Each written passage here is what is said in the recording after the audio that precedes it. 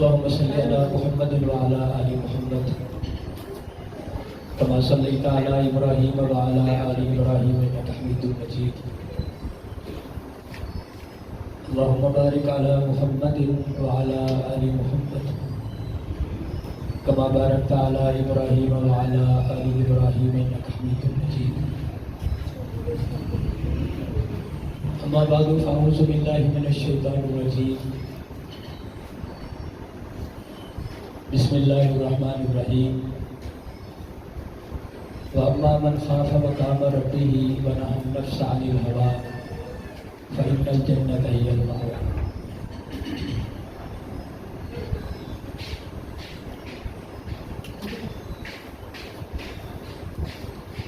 اللہ تعالیٰ کا بڑا کرم ہے، اس کا فضل، اس کی عنایت ہے کہ وہ اپنے بندوں کو ہر سال رمضان مبارک کی رحمت والی ساعات، لمحات اور گھڑیاں عطا فرماتا ہے. رمضان مبارک کی آمد کا ایک بنیادی مقصد یہ ہوتا ہے کہ انسان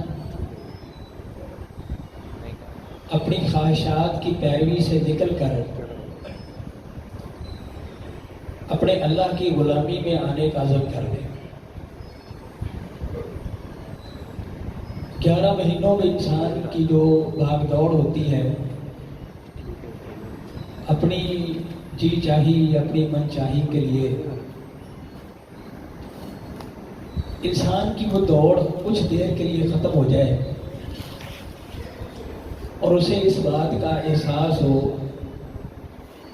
کہ یہ دنیا خواہشات کی تکمیل کی جگہ نہیں ہے. آج تک اس دنیا میں کسی کی خواہشات پوری نہیں ہوئی، چاہے اس بندے کے پاس دنیا جہان کی دولت کیوں نہیں. اب حضرات کے علم میں ہے کہ برونائی دارالسلام کا جو سلطان ہے حسن البلقیہ، اس کی دولت کا شاید اسے خود بھی اندازہ نہیں ہے اس کے پاس کتنی دولت ہے. اس کی بیٹی کی شادی ہوئی تو اس نے اپنی بیٹی کو سونے کا لباس تحفے کے طور پر دیا. اس کے پاس گاڑیاں سونے کی ہیں، اس کے واش روم کے اندر کمبوڈ وغیرہ سونے کے ہیں. ہر لمحہ، ہر لحظہ اس کی دولت میں اضافہ ہو رہا ہے. اس سے ایک دفعہ ایک صحافی نے انٹرویو کیا، ایسے ہی اس سے بات چیت ہوتی رہی. اس نے سرراہ ایک سوال پوچھا.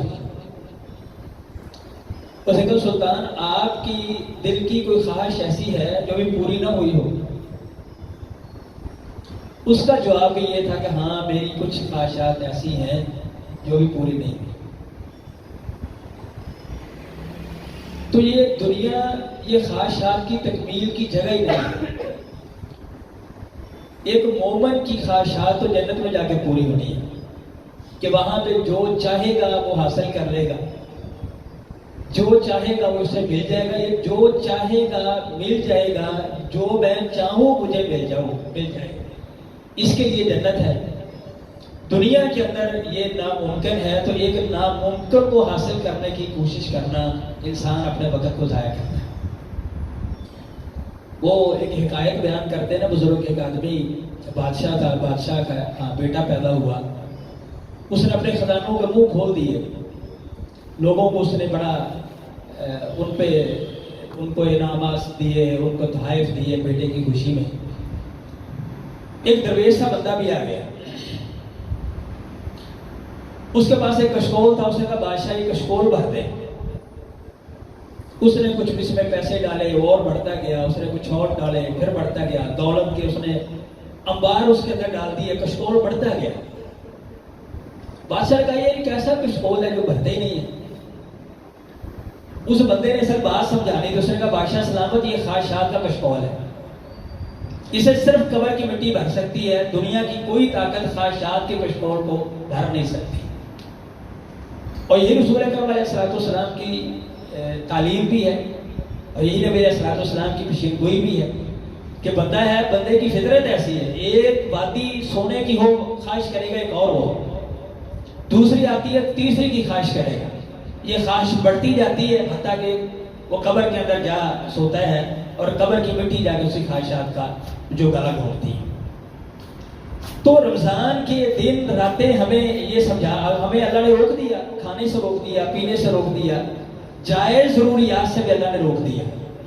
خواہشہ کھانے کی فرمایا کنٹرول کرو، خواہشہ پینے کی فرمایا کنٹرول کرو۔ کیوں؟ اس لیے کہ سارا سال ہی ہماری تربیت رہے کہ ہم ان خواہشات کے چکروں میں نہ پڑیں۔ اللہ تعالیٰ قرآن میں ارشاد فرماتے ہیں کہ جو بندہ جس نے اپنے نفس کو پاک کر لیا اور اپنے آپ کو خواہشات کی تکمیل سے روک لیا، ناجائز خواہشات، جو انسان جس کے پیچھے بھاگتا ہے، فَإِنَّ الْجَنَّةَ هِيَ الْمَأْوَىٰ، ایسے بندے کا ٹھکانہ بلا کر جنت ہے۔ وہ جنت کا مکین بنے گا جو انسان دنیا کے اندر اپنی خواہشات کو کنٹرول کر لیتا ہے، اپنی خواہشات کو دبا لیتا ہے۔ اور اللہ ذوالجلال والاکرام کے پیغمبر حضرت یوسف علیہ السلام نے اسی بات پر اشارہ کیا تھا، وَمَا أُبَرِّئُ نَفْسِي إِنَّ النَّفْسَ لَأَمَّارَةٌ بِالسُّوءِ، کہ انسان کا جو نفس ہے نا، انسان کو اکساتا ہے کہ آپ اپنی خواہشات کی تکمیل کر لیں۔ نفس ہمارا انسان کو ابھارتا ہے اور خواہشات کو رنگین بنا کے، خوشنما بنا کے انسان کے سامنے رکھتا ہے تاکہ انسان اس چراگاہ کے اندر گھس جائے اور پھر ایسا آگے نکلے گا واپسی کا رستہ مشکل ہو جاتا ہے اس کے لیے۔ اور اللہ ذوالجلال والاکرام نے حضرت داؤد علیہ السلام سے ارشاد فرمایا تھا کہ یا داؤد انا جعلناک خلیفۃ فی الارض، ہم نے آپ کو زمین میں اپنا خلیفہ جانشین بنایا ہے، آپ کو نبوت عطا فرمائی ہے، بادشاہت عطا فرمائی ہے، ہم نے حکومت عطا فرمائی ہے، تو آپ ایسا کریں لوگوں کے درمیان انصاف کے ساتھ فیصلہ کیا کریں۔ فاحکم بین الناس بالحق ولا تتبع الہویٰ، آپ خواہشات کی پیروی نہ کیجیے گا، دل کیا چاہتا ہے، من کیا چاہتا ہے وہ فیصلہ نہیں کرنا، بلکہ اپنی خواہشات پہ کنٹرول کر کے فیصلہ وہ کرنا ہے جو حق پر مبنی ہوتا ہے۔ اور رسول اکرم علیہ السلام نے ہمیں جو دعائیں سکھائی ہیں ان میں ایک دعا یہ بھی ہے، اللہم لا تکلنی الی نفسی طرفۃ عین، یا اللہ مجھے میرے نفس کے سپرد نہ کرنا ایک لمحہ بھر بھی، طرفۃ عین، پلک جھپکنے کے برابر بھی مجھے اپنے نفس کے جو نا وہ تابع نہ کر دے۔ کیا مطلب ہے؟ میں ایسا نہ ہو جاؤں کہ میں اپنی خواہشات کی تکمیل کرتا ہوں۔ رسول پاک علیہ السلام کی پیاری زندگی کو دیکھ لیں، سرکار علیہ السلام کی زندگی کو اگر ہم پڑھنا شروع کر دیں تو سچی بات یہ ہے کہ ہم شاید سمجھیں کہ ہم کسی اور دنیا میں رہتے ہیں۔ جو زندگی رسول اکرم علیہ السلام گزار کے گئے ہیں، ہم تو اس کے پاس سے بھی گزر رہے ہیں۔ اللہ اکبر، اتنی مشکل زندگی اس لیے ہمارے لیے نمونہ تھا۔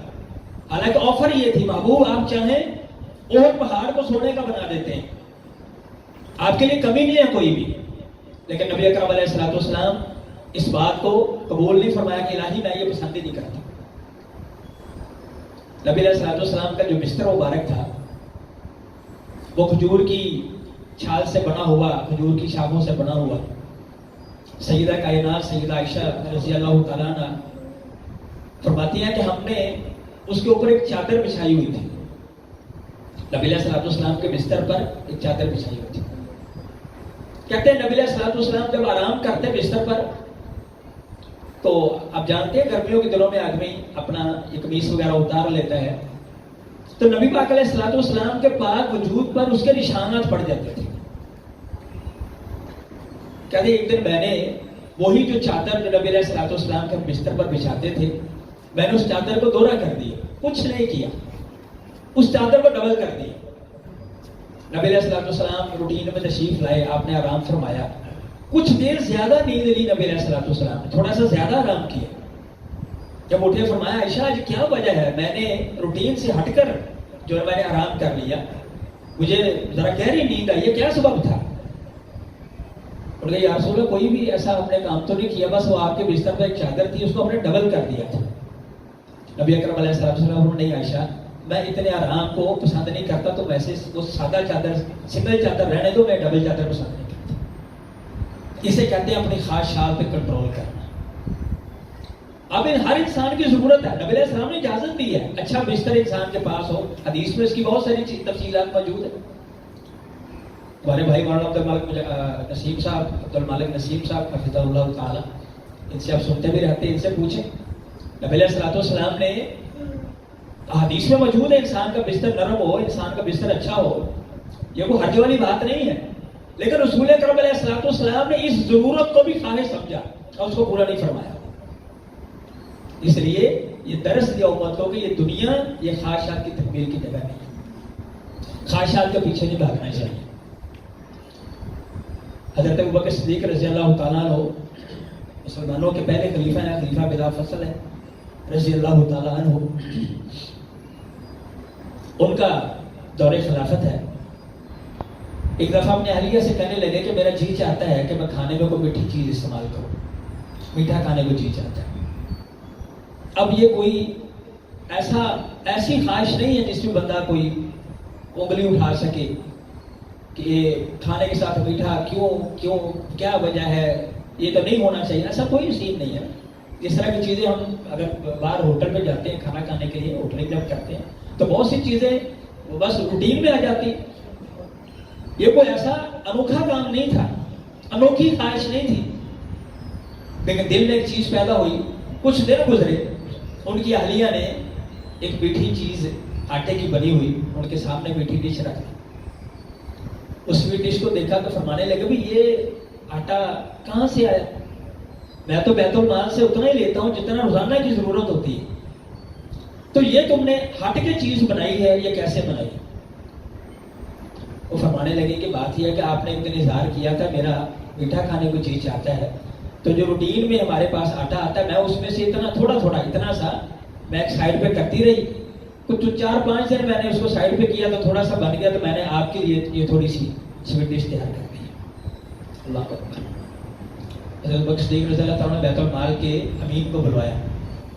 فرمانے لگے کہ بھائی جو روزانہ میرے پاس بیت المال سے میرے ضرورت کا جو آٹا آتا ہے، جو اناج آتا ہے نا، اس میں سے اتنا سا کم کر دیں، کیونکہ اتنا سا کم کرنے سے میرے گھر کا گزارا صحیح چلتا ہے، میرے گھر کا گزارا صحیح چلتا ہے. اسے کہتے ہیں خواہشات پہ کنٹرول کرنا. یہ درس دینے آتا ہے رمضان ہمیں کہ ہم جو ایک لامتناہی سلسلہ چھیڑے ہوئے ہیں نا اپنی خواہشات کا، ایسی دوڑ میں ہم لگے ہوئے ہیں جس کا کوئی نتیجہ نہیں ہے، ایسی سڑک پہ بھاگ رہے ہیں جس کا کوئی کنارہ نہیں ہے، اس نہر کے کنارے پہ جس کے دونوں کنارے آپس میں کبھی ملتے نظر نہیں آتے. بھاگ لگی ہوئی ہے، دوڑ لگی ہوئی ہے جس پہ نہ اپنوں کا ہمیں اندازہ ہوتا ہے. ماں باپ اب ہمارے پاس آتے نہیں، لوگ بوڑھے ماں باپ آپ کے کہتے ہیں کہ جی آپ ہمارا بیٹا آپ کے پیچھے جمعہ پڑھتا ہے تو اگر جمعے میں یہ مسئلہ بیان کر دیں کہ ماں باپ کو ٹائم بھی دینا چاہیے. اولاد کے پاس ٹائم نہیں ہے ماں باپ کے پاس بیٹھنے کے لیے. باپ اپنے دل کی بات بتانے کے لیے ترستا ہے کہ میرا بیٹا میرے پاس بیٹھے اور میں اسے اپنے دل کی بپتا سنا سکوں. بیٹا مجھے یہ دکھ ہے، مجھے یہ تکلیف ہے، مجھے یہ بیماری ہے. باپ چھوٹی چھوٹی چیزیں اپنے دل میں چھپائے بیٹھا رہتا ہے اور اسی کو دل کے دل میں رہ جاتی ہے، بندہ فوت ہو جاتا ہے. یہ بھاگ دوڑ کیوں لگی ہوئی؟ لا حاصل کوشش. ہاں ضرورت پوری کرنی چاہیے، اس لیے کہ ضرورت محدود ہوتی ہے، ضرورتیں پوری ہو جاتی ہیں. خواہشات لا محدود ہوتی ہیں، پوری نہیں ہوتی. انسان ان کے پیچھے بھاگتا رہتا ہے. تو ہمیں تھوڑا سا پلٹنا چاہیے. آج کی نشست میں جو بات کر رہا ہوں کہ خواہشات کی تکمیل اور ناجائز خواہشات کی تکمیل کے پیچھے بھاگنا نہیں چاہیے. تھوڑا سا رکیں، واپس پلٹے کہ پیچھے بہت سے لوگ ہمارا انتظار کر رہے ہیں. ہمارے بہت سے پیارے جن کو ہماری ضرورت ہے، ہمارے ماں باپ ہیں، ہماری اولاد ہے، اور ہمارے اہل خانہ ہیں، ہمارے رشتہ دار ہیں، ہمارے دوست احباب ہیں، ہماری مسجدیں ہیں، ہمارے مدارس ہیں. یہ ایک وجود، یہ کوئی بے فائدہ وجود نہیں اللہ نے بنایا. اس کے ساتھ بہت سی چیزیں بہت سے لوگوں کو اللہ نے منسلک کر دی ہے. تو ہم اپنی دنیا میں بھاگے پھرتے ہیں، ہمیں پتہ نہیں ہمارے ٹائم میں کیا صورت ہے. حضرت عمر فاروق رضی اللہ تعالیٰ عنہ ایک دفعہ جب وہ خلیفہ تھے، بطور امیر المومنین انہوں نے اعلان کیا بھی سارے لوگ مسجد میں جمع ہو جائیں، میں لوگوں سے خطاب کرنا چاہتا ہوں، قوم سے خطاب کرنا چاہتا ہوں. لوگ جمع ہو گئے مسجد میں. حضرت عمر ممبر پہ تشریف لے کے گیا، ممبر پہ کھڑے ہوئے، اللہ کی حمد و ثنا بیان فرمائی اور فرمانے لگے بھی میں شروع میں بکریاں چرایا کرتا تھا اور مجھے بکریاں چرانی نہیں آتی تھی. میرے والد صاحب مجھے ڈانٹا کرتے تھے, کہا کرتے تھے تو مطلب کیا کرے گا کل کو, تمہیں بکریاں نہیں چرانی آتی, تم سے بکریاں سنبھالی نہیں جاتی. تو میں وہ بکریاں چرایا کرتا تھا, فلاں چراگاہ میں لے کے جاتا تھا اور یہ ہوتا تھا. اس طرح کی باتیں انہوں نے وہ 5-4 منٹ 10 منٹ 15 منٹ گفتگو کی. ممبر سے نیچے اترا. لوگوں نے کہا میرے مومنین قوم سے خطاب تھا, آپ نے کوئی بات نہیں بتائی, کوئی پروگرام نہیں دیا, کوئی اپنا منصوبہ نہیں بتایا, اور کسی لشکر کی خوشخبری نہیں دی, کسی فتح کی خوشخبری نہیں دی, کسی لشکر کو تیار نہیں کیا. یہ کون سی آپ نے بات کی ہے کہ میں بھلے وقتوں میں بکریاں چرایا کرتا تھا, مجھ سے بکریاں وہ چرائی نہیں جاتی تھی, میرے باپ مجھے ڈانٹا کرتے تھے. فرمانے لگے میرے نا دل میں تھوڑا سا ایک بات آ گئی تھی کہ میں امیر المومنین ہوں, میرے زیر نگین بہت بڑا علاقہ ہے, دنیا کے بہت بڑے ممالک پہ اسلام کا جھنڈا اللہ کے فضل و کرم سے لہرا رہا ہے, اور میرے دور میں فتوحات پہ فتوحات ہو رہی ہے, اسلام کا دائرہ بڑا وسیع ہو رہا ہے. تو دل میں ایک بات آگے سے آئی ہلکی سی کہ عمر بڑی بات ہے بھائی. تو کہتا میں نے پھر اس جو نفس میرا اٹھ رہا تھا نا, جو میرا نفس مجھے ابھار رہا تھا, اس کو میں نے دبانے کے لیے خطبہ دیا تھا کہ تاکہ مجھے یاد رہے کہ میں وہ عمر ہوں جس سے بکریاں بھی نہیں چرائی جاتی تھی. آج اللہ نے کرم کر دیا, اللہ نے فضل کیا, میں یہ سلسلہ کر رہا ہوں, اس میں میرا کوئی کمال نہیں ہے, میرا اللہ کا کرم ہے. اسے کہتے ہیں خواہشات پہ کنٹرول کرنا. جب ایسی کوئی چیز پیدا ہونے لگتی اس کو دبا دیتے, نہیں بھائی اس کو نہیں پنپنے دیتے تھے. یہ خواہشات تبھی پلتی ہے نا, انسان تنہا بیٹھا ہو تو خیالی پروپ کرتا ہے, میں یہ کروں گا, میں وہ کروں گا, ایسا ہونا چاہیے, ایسا ہونا چاہیے. جس لیول کا بنتا ہے, کاروباری ہے تو وہ سوچے اچھا یار اس کو ایسا کر لیں, یہاں پہ انویسٹ کر لیں تو یہاں پہ یہ اتنا پروفٹ آ جائے گا, اگر ہم اس کو ایسے کر لیں تو یہ ہو جائے گا. تو یہ اس طرح. اور غریب آدمی ہے وہ بیچارہ خیالی پروپ کسی اور طرح کا پکاتا ہے, وہ کسی موزے کا منتظر ہوتا ہے, کسی انہونی کا منتظر ہوتا ہے, اور نہیں یار دیہڑی کر کے کرنے والا نے کرم کرنا, چھت پھٹنی ہے تو رزق آ جانا. ٹھیک ہے, تو اس میں وہ سوچ کا گھوڑا دوڑتا ہے, جیسے انسان جو اپاہج ہو جاتا ہے وہ ناحل ہو جاتا ہے. اس حضرت عثمان رضی اللہ تعالیٰ عنہ کی سیرت کو دیکھیں. ایک دن دوستوں بیٹھے ہوئے تو فرمانے لگے کہ میں پوری ذمہ داری سے اپنے اللہ کے فضل سے یہ بات کہہ سکتا ہوں کہ میں نے ساری زندگی کلمہ پڑھنے سے پہلے بھی اور کلمہ پڑھنے کے بعد بھی میں نے ساری زندگی زنا نہیں کیا. اب جملہ تو ایک ہے, اس میں کتنی ساری باتیں کہ خواہشات پہ کیسے کنٹرول کیا جاتا ہے. وہ مالدار آدمی تھے, مدینہ منورہ کے رئیس تھے حضرت عثمان رضی اللہ تعالیٰ عنہ. دولت کی فراوانی ہے, ہر چیز اللہ نے وافر عطا فرما رکھی تھی, لیکن اپنی خواہشات پہ کنٹرول ایسا کہ نہ اپنی نگاہ کو بہکنے دیا, نہ اپنے کانوں کو بہکنے دیا, نہ اپنے وجود کو کبھی بہکنے دیا. کہتا میں نے کبھی زنا نہیں کیا. اسے خواہشات پہ کنٹرول کرتے ہیں. کبھی کبھی تنہا بیٹھے ہیں ہم سارے, اور ہم کوئی ایسا گناہ اس پہ انگلی رکھیں کہ یہ گناہ میری زندگی میں نہیں ہے. جیسے امام بخاری رحمۃ اللہ علیہ فرمایا کرتے تھے کہ میں پورے وثوق سے کہہ سکتا ہوں کہ میرے نامہ اعمال کے اندر غیبت کا گناہ نہیں ہے, میں نے کبھی زندگی میں کسی کی غیبت نہیں کی. تو ایسا ہمیں ماحول بنانا چاہیے. اگر ایسا نہیں پھر آج سے ہم عزم کر لیں, اللہ سے وعدہ کریں, اپنے گناہوں کی فہرست سامنے رکھیں, یا اللہ یہ جو گناہ تھا نا, میں اپنی خواہشات نفس کے پیچھے بھاگتا میں یہ گناہ کرتا رہا ہوں, یہ میرا مستقل گناہ ہے میری زندگی کا. الہی تو گواہ ہو جا, توفیق دے, آج کے بعد یہ گناہ میری زندگی میں نہیں رہے گا. کنٹرول تو ہونا اپنے اوپر انسان. آنکھوں پہ کنٹرول کرنے کا عزم کر لیں, زبان پہ کنٹرول کرنے کا عزم کر لیں, اپنے ہاتھ پاؤں پہ کنٹرول کرنے کا عزم کر لیں.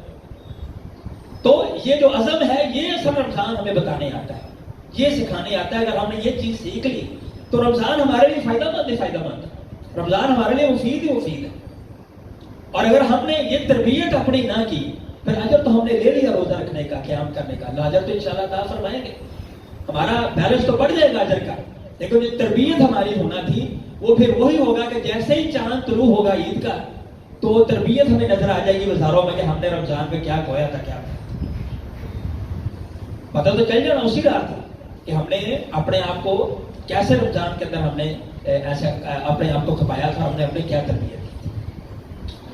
حضرت علی المرتضیٰ رضی اللہ تعالیٰ عنہ مسلمانوں کے چوتھے خلیفہ ہیں, خلیفہ راشد رضی اللہ تعالیٰ عنہ. ایک دفعہ روزہ رکھا ہے انہوں نے اور افطاری کے لیے بیٹھے ہوئے تو دروازے میں دستک ہوئی، پتہ چلا کہ باہر ایک مسکین آدمی کھڑا ہے، تو اپنی افطاری کا سامان اٹھا کے اس کو دے دیا۔ اگلے دن روزہ رکھا ہے، پتہ چلا باہر کوئی قیدی آدمی کھڑا ہے، اس کو سارا افطاری کا سامان اٹھوا دیا۔ اگلے دن پھر بیٹھے ہیں، پتہ چلا باہر کوئی یتیم بچہ کھڑا ہے، اس کو سارا سامان اٹھا کے دے دیا۔ اور قرآن مجید اللہ تعالیٰ نے جو ارشاد فرمایا، بعض مفسرین نے یہی واقعہ اس سے مراد لیا ہے، وَيُطْعِمُونَ الطَّعَامَ عَلَىٰ حُبِّهِ مِسْكِينًا وَيَتِيمًا وَأَسِيرًا۔ اپنی چاہت بھی ہے، اپنی خواہش بھی ہے، اپنی ضرورت بھی ہے کھانا، لیکن اپنی خواہش اپنی ضرورت کو دبا کر کسی اور کے کام آنے والے لوگوں کو اللہ تعالیٰ بڑا محبوب فرماتا ہے۔ اب یہ بالکل بظاہر ایک چھوٹی سی بات ہے، لیکن اس کے پیچھے تربیت دیکھیں کہ تربیت ہے کیا۔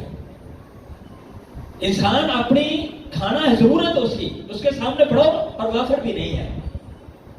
ہمارے پاس تو اللہ کا دیا بڑا کچھ ہوتا ہے، لیکن ہمارے دسترخوان میں ہمارے اہل خانہ کے علاوہ کوئی اور بندہ بیٹھتا نہیں ہے الا ماشاء اللہ۔ تو خواہشات کا کنٹرول تو یہی ہوتا ہے کہ انسان اپنے دسترخوان کو وسیع کر دے۔ جیسے حضرت ابراہیم علیہ السلام کے بارے میں ہے، وہ جب تک اس وقت تک کھانا نہیں کھاتے تھے جب تک دسترخوان میں کوئی مہمان نہیں بیٹھتا تھا، دسترخوان میں جب کوئی مہمان نہیں بیٹھتا تھا۔ تو یہ خواہشات کو دبانا، خواہشات کو کنٹرول میں کرنا، اور جب یہ خواہشات انسان کے کنٹرول میں آ جاتی ہے نا، انسان اللہ کے قریب ہو جاتا ہے۔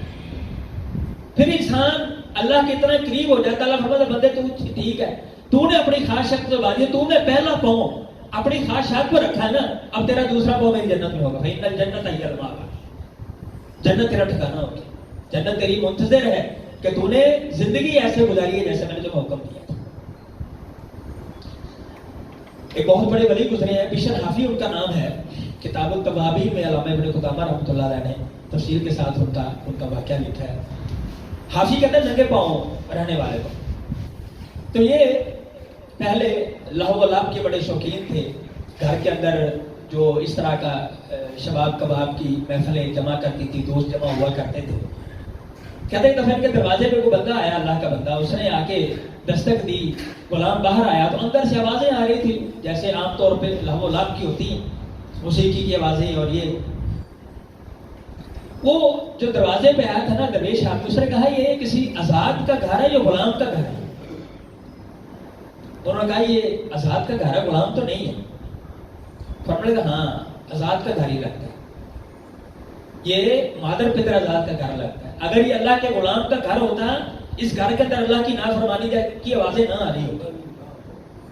یہ بندہ جو اپنی خواہشات میں ڈوبا ہوا ہے، اس کا یہ رویہ، یہ وتیرہ نہ ہوتا، یہ جس جگہ پہ چل رہا ہے، جس روٹین کے تحت یہ زندگی بسر کر رہا ہے، یہ اللہ کے غلاموں جیسی زندگی نہیں ہے، یہ واقعی آزاد ہوگا۔ اتنی بات کہ بندہ گزرے، غلام نے اندر جا کے بتایا کہ بابا جی آئے تھے اور یہ جملہ کہہ کے گئے ہیں۔ تو بعض دفعہ ہوتا ہے نا، موقع ہوتا ہے کوئی انسان کے دل کو کوئی بات جو نا وہ اثر کرتی ہے، کبھی کبھی ایسا موقع ہوتا ہے۔ انہوں نے سوچا تو بات بڑی دور تک نکل گئی، یار بات تو ٹھیک ہے، یہ بندہ کیا بات کر کے، میں تو ساری زندگی اپنے اللہ کی نافرمانی اپنے من چاہی کرتا، اپنی جی چاہی کرتا رہا، میں نے کبھی سوچا نہیں میں اللہ کا غلام ہوں، میں اللہ کا بندہ ہوں، میرا سارا وجود میرے اللہ کے کنٹرول میں ہے، میری زندگی اللہ کے کنٹرول میں ہے، میری سانسیں اللہ کے کنٹرول میں، اور میں اس اللہ کی نافرمانی میں زندگی بسر کر رہا ہوں، اپنی خواہشات کے پیچھے بھاگتا ہوں۔ اسی طرح ننگے پاؤں اس بندے کے پاس پہنچے، اس کو تھوڑی دور جا کے پکڑ لیا اور جا کے کہا کہ میرے لیے دعا کرے۔ آپ نے بالکل ٹھیک کہا تھا، لیکن میں آج اعلان کرتا ہوں میں آزاد نہیں ہوں، میں غلام ہوں۔ اپنا سر اپنا رخسار زمین پر رکھ دیا، زمین پر اپنا رخسار رگڑنا شروع کر دیا، کہنے لگے نہیں بھی نہیں، میں آزاد نہیں ہوں، میں اللہ کا غلام، میں آزاد نہیں ہوں، اللہ کا غلام ہوں۔ جو میں نے کر لیا اپنی خواہشات کے پیچھے چلتے ہوئے، آج کے بعد کبھی میں اپنی خواہشات کی تکمیل میں اللہ کی نافرمانی نہیں کروں گا۔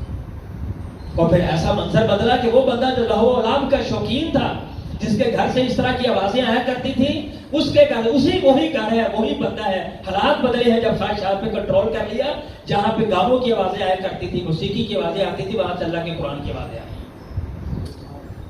وہ گھر پھر اللہ ذو الجلال والاکرام کے محبوب بندے کا گھر بن گیا، اور پھر ماحول ایسا بنا کہ جس بندے کی دعا قبول نہیں ہوتی تھی، وہ بندہ بشر حافی کے پاس جاتا تھا کہ بشر اللہ سے دعا کرو کیونکہ ہمیں یقین ہے کہ جب تو ہاتھ اٹھاتا ہے تو اللہ تعالیٰ کبھی خالی واپس نہیں لوٹاتا، اللہ کبھی واپس نہیں لوٹاتا۔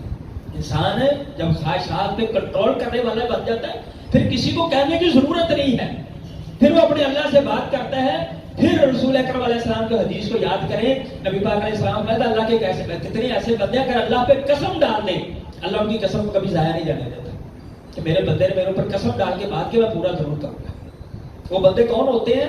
وہ اولیاء اللہ کون ہوتے ہیں؟ جو اپنی خواہشات کو دبانے والے ہوتے ہیں۔ حضرت ابوبکر صدیق رضی اللہ تعالیٰ عنہ کے نواسے تھے عروہ بن زبیر رحمۃ اللہ علیہ، بہت بڑے عالم تھے، بہت بڑے محدث تھے، بہت بڑے خانوادے کے چھوٹے چراغ ہیں۔ ایک دفعہ دمشق کے سفر پہ ہیں اور یار بدایہ و نہایہ میں یہ تفصیل کے ساتھ موجود ہے اور بعض دوسری کتابوں میں، تاریخی کتابوں میں بھی، تو وہاں پہ ان کے پاؤں کو کوئی مسئلہ بن گیا، کوئی کسی چیز نے کاٹ لیا یا کیا کوئی معاملہ بنا۔ اس وقت دمشق کا جو گورنر تھا اس کے مہمان تھے، وہ پاؤں دیکھا، انہوں نے شاہی طبیب نے کوئی علاج کیا، کو 2-4 دن دیکھا، لیکن وہ مرض بڑھتا گیا، جو دوا کی والی بات ہوئی تو زخم پھیلتا گیا۔ تو طبیبوں نے کہا جی بات یہ ہے کہ پاؤں کاٹنا پڑے گا، آپریٹ کرنا پڑے گا، اگر ہم اس کو نہیں کاٹیں گے تو یہ زخم بڑھے گا اور پھر یہ آگے پورے جسم کو متاثر کر سکتا ہے۔ ان کا ٹھیک ہے، اگر ضروری ہے تو کر لیں۔ شاہی طبیبوں نے کہا جی ہم آپ کا آپریٹ کرتے ہیں، لیکن چونکہ یہ بڑا طویل آپریٹ ہونا ہے آپ کا، ہم نے پاؤں کاٹنا ہے آری کے ساتھ۔ اس وقت اس طرح کی سہولیات تو نہیں تھی، آری کے ساتھ کاٹا جاتا تھا جس سب کے حصے کو کاٹنا ہوتا۔ ان کا ہم آپ کو تھوڑی سی شراب پلا دیتے ہیں، تھوڑی سی شراب پلا دیتے ہیں جس سے آپ تھوڑا سا آپ کا دماغ معاف ہو جائے گا، درد کی شدت تھوڑی سی کم محسوس ہو گیا۔ تجربہ فرمانے لگے میں نے ساری زندگی کبھی شراب کو ہاتھ نہیں لگایا اور میں اس چھوٹے سے معاملے کے لیے کسی حرام چیز کا استعمال نہیں کروں گا۔ اب ایسا کریں مجھے نفل شروع کرنے دیں، جب میں نفل شروع کر لوں گا نا قرآن مجید کی تلاوت شروع کر دوں گا، پھر تم آپریٹ کر لینا، تو امید ہے کہ مجھے اس سے شراب کی ضرورت نہیں پڑے گی۔ ان کو وضو کروایا گیا، انہوں نے نفل شروع کر دیے اور اسی دوران انہوں نے آری کے ساتھ ان کے پاؤں کو کاٹا ہے۔ اب ذرا پہلے وہ کاٹا گیا، گوشت کٹا ہے، پھر ہڈی کٹی ہے، اس کے بعد انہوں نے وہ کھولتے ہوئے تیل میں اس زخم کو، زخمی جو جگہ ہوتی ہے اس کو ڈالا کرتے تاکہ وہ جراثیم آگے نہ پھیل سکے۔ جب وہاں پہ وہ گئے ہیں تو چیخ ماری ہے، بے ہوش ہو گئے، درد کی شدت کی وجہ سے بے ہوش ہو گئے۔ تھوڑی دیر کے بعد ہوش آیا تو فرمانے لگے بھی آپریٹ ہو گیا، ان کے جو آپریٹ ہو گیا، کہنے لگے وہ جو پاؤں میرے وجود کا کٹا تھا وہ ذرا میرے پاس لے کے آئے۔